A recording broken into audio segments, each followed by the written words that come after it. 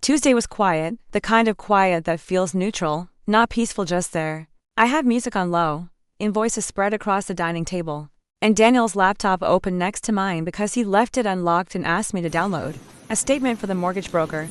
I wasn't looking for anything. I clicked through the banking app. Mortgage statements, credit card balance, and then there it was. A transfer from our joint savings.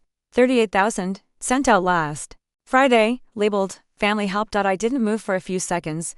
Then I clicked again. Details opened, his signature. To Elise. The front door opened. Hey, Daniel called out. Keys dropped into the bowl by the door. Smells like roasted something, just pasta, I said. Clicking out of the browser, my voice didn't shake. How was the gym? Packed. Some guy threw a dumbbell at the wall during deadlifts. You'd have hated it. He leaned down, kissed my cheek, eyes on the screen. You working on the refinancing stuff? Almost done, I said. I needed a statement. He walked past, humming. I watched the back of his neck as he opened the fridge. Want wine? He asked. Sure. He poured us both glasses. I waited for him to say it. Anything, even a casual, offhand, hey, by the way. I sent something to Elise. But he did in single quotes t. Instead, he handed me a glass and said, I was thinking of taking Friday off. We could go up to the lake house. I took the glass. You want to check on the plumbing? Or? I asked. No. I just thought we could use a weekend, just us. Things have been tense. He watched me. Testing, not fully lying. But not offering anything either. I sipped the wine. Sure, I said. That night, he fell asleep in 5 minutes. I lay beside him, eyes open, listening to the ceiling fan. His breathing deepened. I turned slowly, slipped out of bed and walked barefoot down the hallway. The laptop was still open. I pulled up the full transfer record. No cosign, no mention. I checked the messages between them. Just a few. Daniel, it's done. You should see it by Friday. Elise, I honestly don't know what I'd do without you. Daniel, always. The next morning, we sat side by side at the kitchen island. I buttered toast. He scrolled his phone. Did Elise find a new job yet? I asked. He didn't look up. She's applying. She ever pay you back for the last thing? He paused. What? The last time you helped her, wasn't that $6,000? His tone stayed light. That was years ago. It wasn't a loan. I nodded. And this one? He looked at me now, really looked. What are you talking about? I was in the account yesterday. For the mortgage paperwork, a beat. I saw the transfer. He set the phone down slowly. Okay, he said. Yeah. I helped her out. Without telling me. I was going to, she needed it fast. She's in a really bad spot. And I knew you'd ask questions. I kept my voice even because it's her money, I know. And I should have said something. I just didn't want to fight. I broke the toast in half. She needed $38,000, Daniel. She's getting evicted. Her car's gone. She's got nothing left. She had us. He stood up, restless. I didn't think you'd be okay with it, he said. That's the problem, I said. He rubbed the back of his neck. It's family. It's not like I spent it on myself. You spent it for yourself to feel like the hero again. He looked up, surprised. That's not fair. I stared at him. She calls, you rescue. I get it. It's what you've always done. But you didn't just give her a check, you took our future plans and made a unilateral decision. I didn't think it would be this big a deal. I know, I said. That's what's stunning. He leaned on the counter, arms braced. So what now? You want me to ask for it back? No. I said. You won't. He stared at me, jaw tight. Then what? He said. You want to be mad forever. I'm not mad. Could have fooled me. I stood. I'm not mad, Daniel. I'm just awake. Later. He texted from work. We should talk more tonight. I want to make this right. I didn't respond. I stared at my screen. Heart quiet. Not numb, just reorganizing. $30,000. He didn't steal it. He didn't cheat. But he erased me from the decision, and somehow that felt worse. I opened my notebook, turned to a blank page, wrote costs, assets, strategy. Then I put the pen down and made dinner, ***. The next morning. I made coffee like nothing had changed. Daniel walked in, still damp from the shower, tie in one hand, phone in the other. I slid a mug across the counter. You're an angel, he said, kissing my forehead. He didn't ask why I was already dressed or why I'd laid out the financial binder. He just sat down, scrolled through his emails, and started muttering about a vendor delay. I let the silence stretch. Did Elise call you yesterday? I asked. He didn't look up. Yeah, just for a second. She's overwhelmed. Is she okay? Getting there? I think it helped. What helped? He paused. His eyes lifted. The money, I see. He watched me now, cautious. You saw it. I was pulling statements for the mortgage. It was hard to miss, right?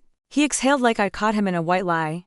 Not a full erasure. She's your sister. I said softly, you care about her, I do. So you decided. Alone, she needed it fast, and I didn't need to know. I knew you'd be upset. You mean I'd ask questions? He shifted. Look, it wasn't meant to be a betrayal. Then what was it? A decision. One I thought I could handle. I took a sip of coffee. Do you think that's how marriage works? I think, he said slowly, that not everything requires a debate. I've let you handle plenty on your own. Handling is different. From hiding. I didn't hide it, you didn't tell me. He put down his mug. Fine. I should have told you. But I wasn't trying to screw you over. She needed help. I helped. Isn't that what families do? So where do I fall in your definition of family? He blinked. What? Because I wasn't in the room. I wasn't even a consideration. He pushed back from the island. Jesus. Can we not do this before work? We're already doing it. She's alone, okay? No savings. No one else stepping in. I'm her only shot. You're not. She's just used to you solving everything. He glared. So now it's about how I was raised. No. I said. It's about how we were building something, and you decided it was yours to reallocate. He walked into the living room and grabbed his briefcase.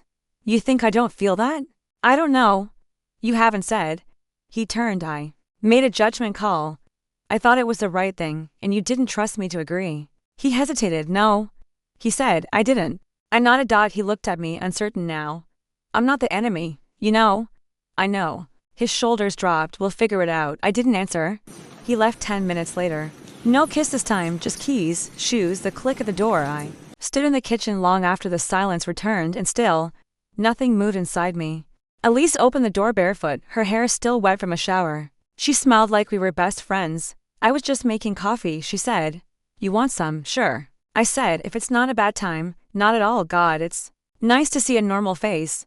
She led me in. The apartment smelled like incense and old takeout. A stack of unopened mail leaned against the wall near the kitchen. Sit, she said, waving at the couch. Daniel didn't say you were coming by.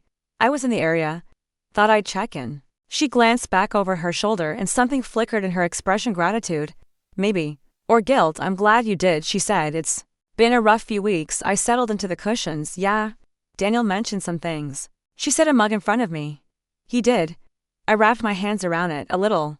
Just that things were tight. She sank into the armchair across from me, tucking one leg under herself. I was drowning, she said. Voice low. Rent overdue. Car repossessed. Phone about to be cut. I didn't know what I was gonna do. That sounds awful. It was. She gave a nervous laugh. But he came through like always. My fingers tightened around the mug. Elise, I said. How long had you been talking to him about it? She blinked. I don't know. A few weeks. Why? No reason. Just curious. She leaned forward, elbows on knees. Look. I know this probably puts you in a weird position. I swear I didn't ask for that much. I just told him what was going on. And he offered. He didn't mention anything to me. Her smile thinned. I figured you're a planner. I tilted my head, and he's not. You know what? I mean, say it. She hesitated, then shrugged. You like control. It's not a bad thing. You just don't always lead with heart. I let that hang between us, Elise, I said. It was almost $40,000, she winced. I didn't realize it was that much. But you accepted it. I didn't ask him to wipe out your savings. But you didn't stop him. She looked away. I thought you guys were doing well. Dual income. No kids, so that makes our money negotiable, no. But I was desperate, so were we? Her eyes flicked back to me. We were planning to open a second property, expand his consultancy, pay down the mortgage faster. That money had a purpose. I didn't know that.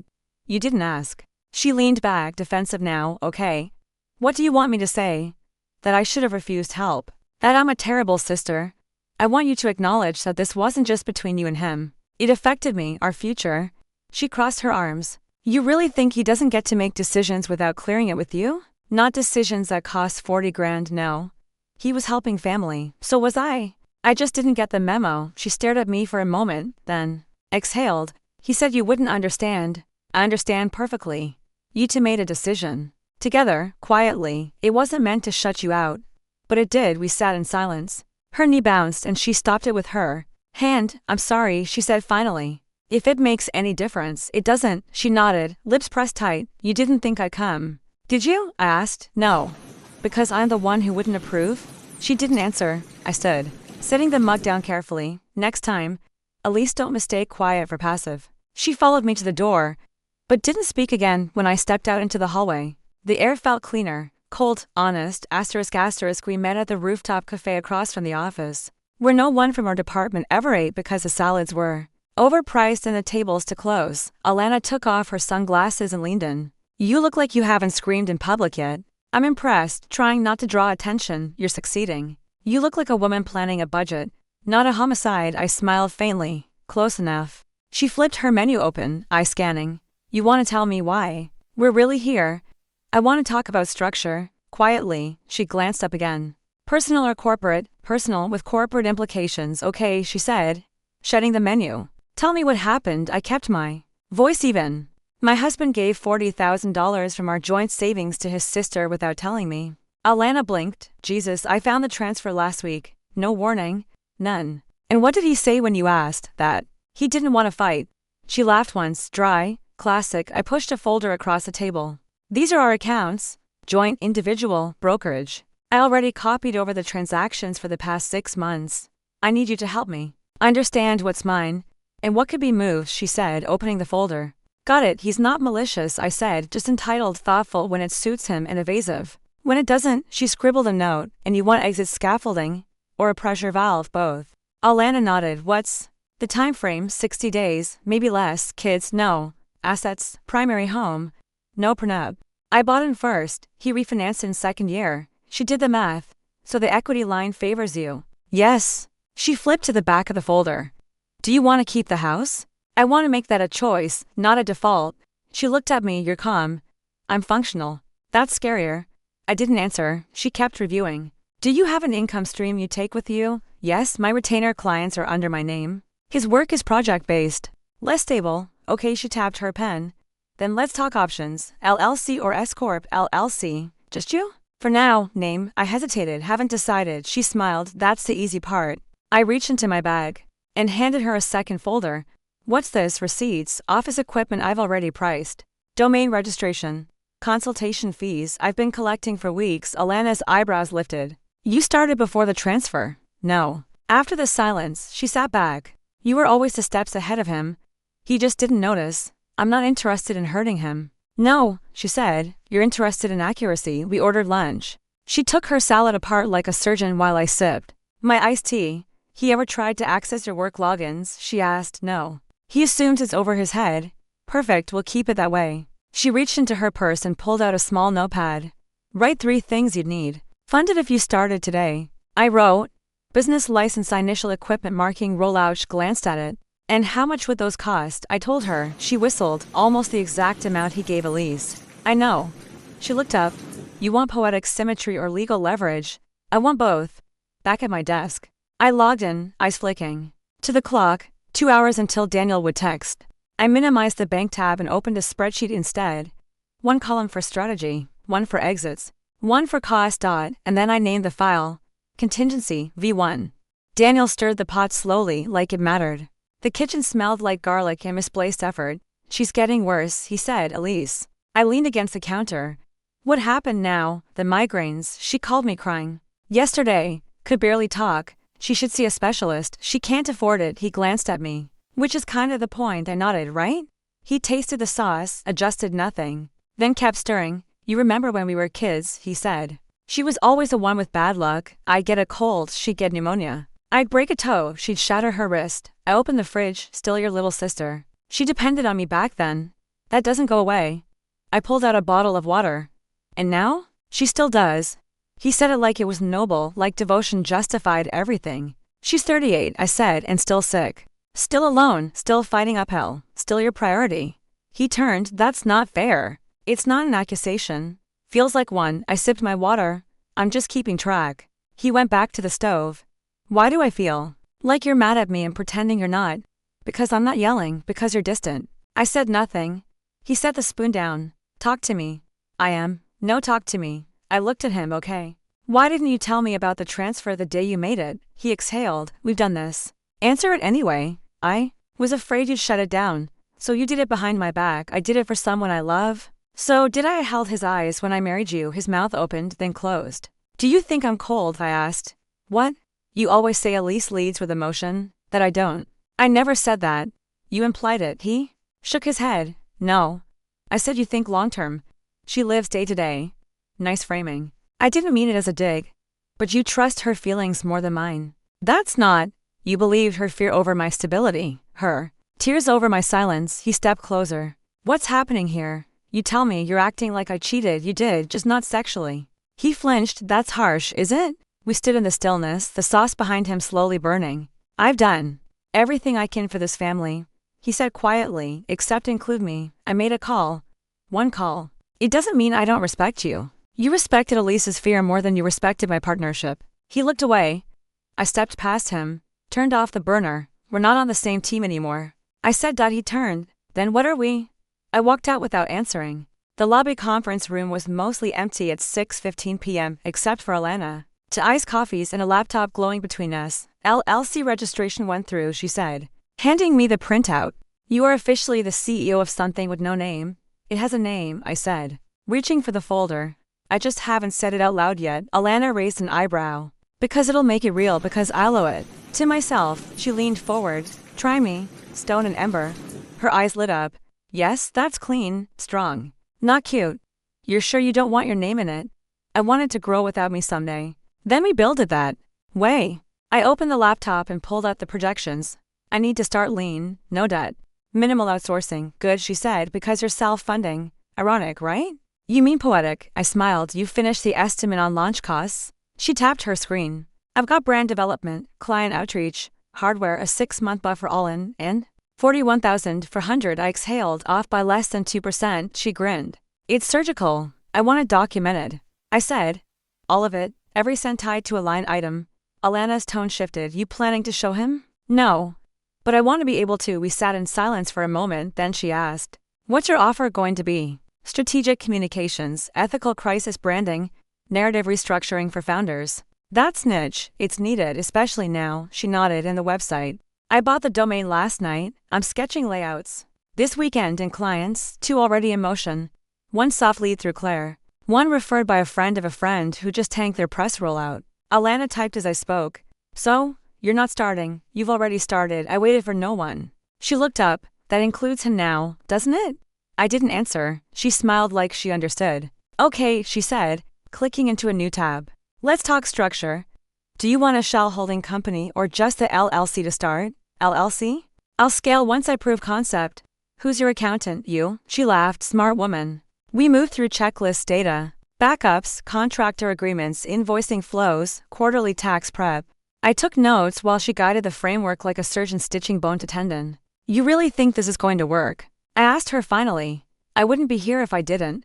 I closed the notebook. You know I never wanted to do this alone, I know. But now I want to. Alana studied me for a beat. Then don't wait, file the operating agreement. Get your IN, and tomorrow morning, you write your mission statement like it's scripture. Already drafted it, I said. She raised her glass. Then let's build something that never asks permission again. I clinked mine against hers. Stone and Ember, I said. Built from fire. The salmon was perfect. I plated it neatly. Poured him a glass of Pinot, set the napkin beside his fork like I used to. Daniel walked in still on his phone. Yeah.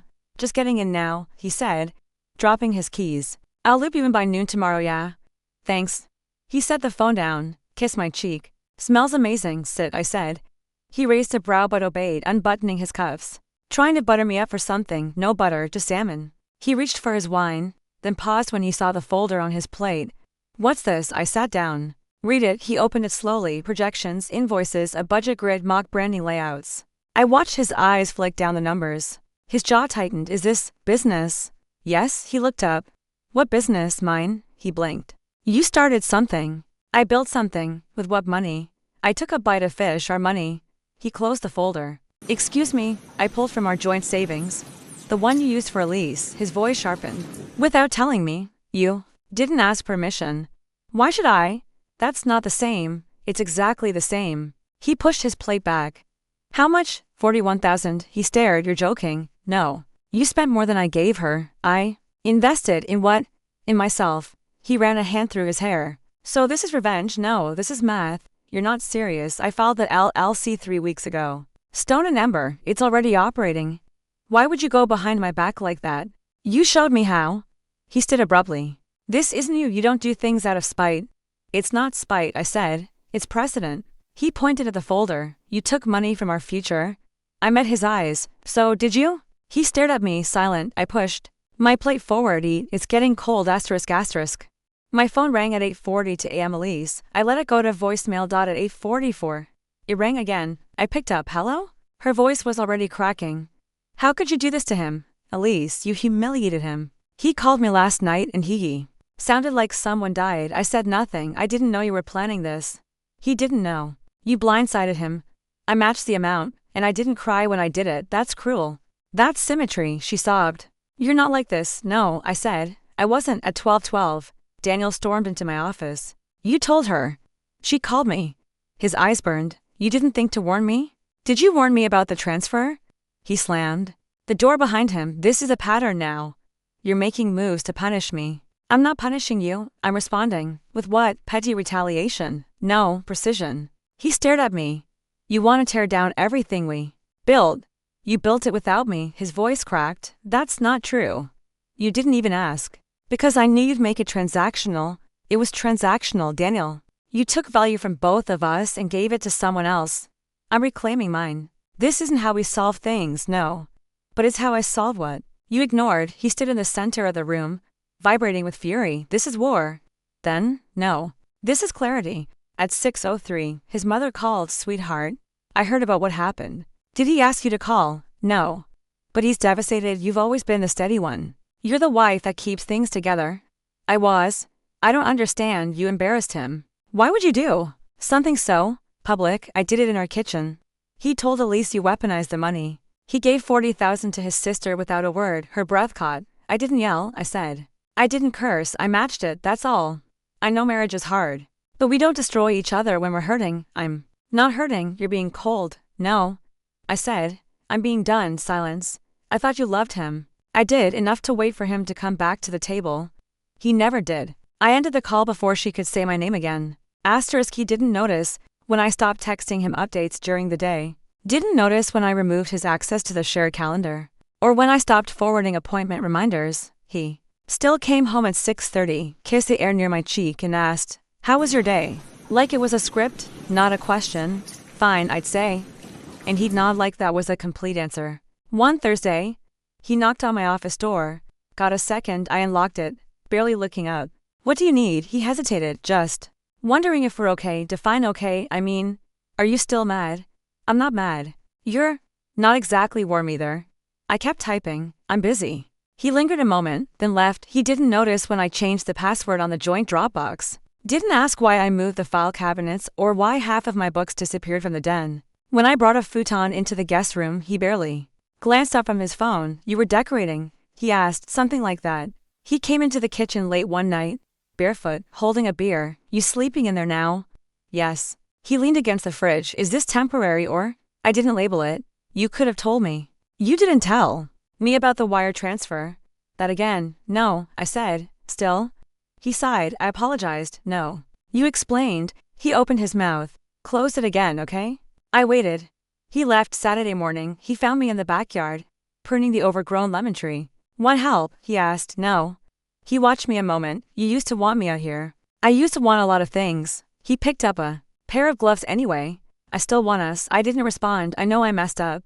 But you're acting like we're already over. I clipped a dead branch. We are. You just didn't notice. He stood outside my office the next night. You're different. I am. When did that happen? When I realized I'd been waiting for someone who wasn't looking back. He stepped inside. That's not true. You didn't notice when I stopped speaking. You didn't notice when I stopped asking. You only noticed when it cost you control. I've been trying. No, I said. You've been reacting. He dropped his gaze. I don't want to lose you. You already did. He didn't notice when I started using a different last name on client paperwork. Didn't notice when my wedding ring went into the top drawer. Next to the receipts I cataloged by date and intent. He didn't ask why I started smiling more, or why I sang to myself while making breakfast. But he did notice when I didn't make his plate. Where's mine? He asked. Wherever you left it, I said, and I meant it. The conference room was beige and silent.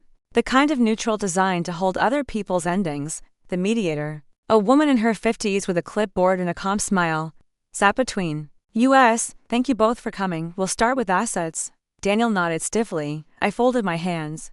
Go ahead. She listed accounts first.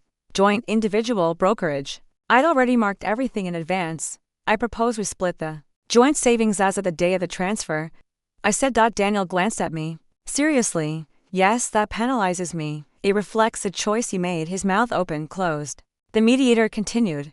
Home equity. My contribution was the initial down payment. I'd like that amount preserved. Remainder. Split.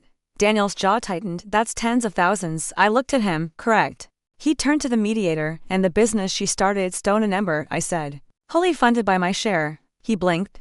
But you used our money. I used the portion left after yours. He leaned back. So you came in here with all this ready? Yes, the mediator smiled gently. That's helpful. We moved to possessions, the car, furniture, his watch collection, my books. He barely spoke. At the end, the mediator folded her file. Any final questions before we prepare the agreement draft? Daniel cleared his throat. Are you doing this because of Elise? I looked at him. No. Then why? I held his eyes. Because I'm done asking for a seat at a table I helped build. He sat back like I'd slapped him. The mediator nodded slowly. Understood. I'll have the draft by next week. I stood. Gathered my coat. Daniel didn't move. Goodbye, Daniel. He whispered. I didn't think you'd actually go through with it. I know. I said. That's why I did. The website went live at 8 o'clock. No press release. No newsletter. Just the name Stone and Ember against a white screen. The tagline sharp beneath it. Narrative strategy built from the fire. I hit publish. Then closed the laptop. 10 minutes later, my phone vibrated. A Stripe notification. First order received. $4,000 to 150.00. My breath caught. Not from shock but relief. Alana called exactly 2 minutes later. I saw it. You didn't even ask for the link. I didn't need to. I have sources. I smiled into my coffee. One order doesn't mean anything, no, she said. But it means everything. I sat down on the kitchen stool, staring at the quiet screen. I thought I'd cry. And I didn't. Because you're not surprised. You knew this would work. I exhaled. I think I did. She paused. You okay? I'm still. Want company? No, I said. I want to be alone, just for today. You earned that. I built it, I said. You built you. Midday. I walked to the tiny print shop on the corner and picked up the business cards. The name looked clean in my hands, heavy, real. The shop owner smiled. Nice logo. Thank you. First day.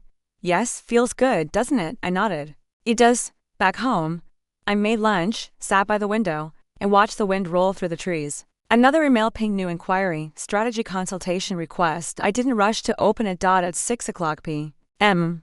Alana texted me a photo of champagne in a paper cup with the caption, "To the fire you didn't wait to be saved from." I replied, "To building something that never asked for permission." Monday morning, I signed 3 new client contracts before 9 a.m. The house was quiet. The kind of silence that feels earned. I lit a cedarwood candle, opened my laptop and typed the next invoice. 2. Ran analytics for strategic story architecture from Stone and Barry. Paused before hitting send. My phone buzzed once, a name I hadn't seen in weeks. Daniele let it ring. Then his text followed. Saw your company mentioned in a client's deck. Congrats. I stared at it. Then set the phone down. No reply necessary. Later, I walked 2 blocks to my favorite cafe. The barista greeted me by name. A woman in line behind me tapped my shoulder. Are you with Stone and Ember? I am. She smiled. Your launch post was the reason I finally pitched my own idea. That's good to hear. No, she said. That's powerful to hear. Back home, I printed a new quote for the studio wall. You can leave the fire and still carry the heat. No frames, just tape. It didn't need to be elegant. It just had to be true. I ended the workday early, made dinner barefoot, poured wine. I didn't set a second place, didn't wait for a voice to fill the silence. The music played softly. A cello, low and steady. When I got into bed, I opened a blank journal. Not to process, not to heal. Just to record. Today I built something that couldn't be taken. Tomorrow, I build it bigger. And I won't explain it to anyone. Peace wasn't something I found. It was something I earned, one choice at a time. Asterisk.